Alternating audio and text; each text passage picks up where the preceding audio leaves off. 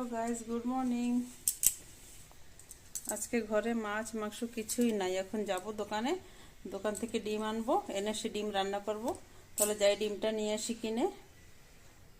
আমাদের সামনেই দোকান আছে, ওখান থেকে ডিমটা আমি নিয়ে এসেছি কিনে। এখন সিদ্ধ বসাবো, ডিম আর আলু সিদ্ধ বসাচ্ছি।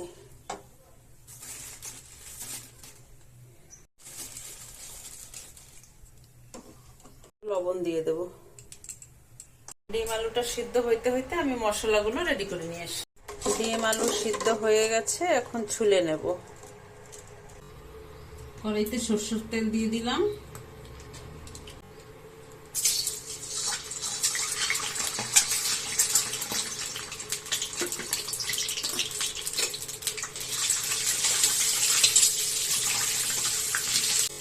ডিম ভাজা হয়ে গেছে।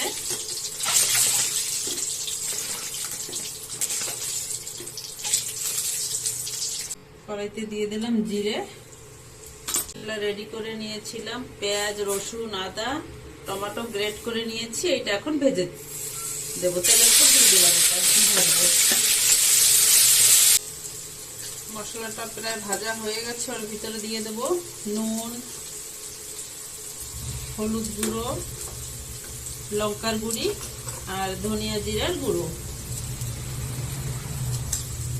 এখন সব ভালো করে মিশিয়ে ভেজে নেব।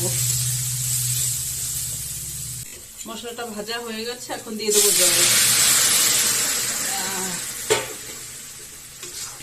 ফুটছে, এখন দিয়ে দেবো ডিম। আলুটা ভাজতে ভুলে গেছি, ডিম আলু একসাথে দিয়ে দিলাম।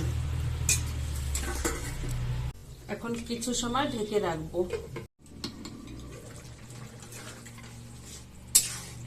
তরকারিটা কত সুন্দর হয়ে গেছে।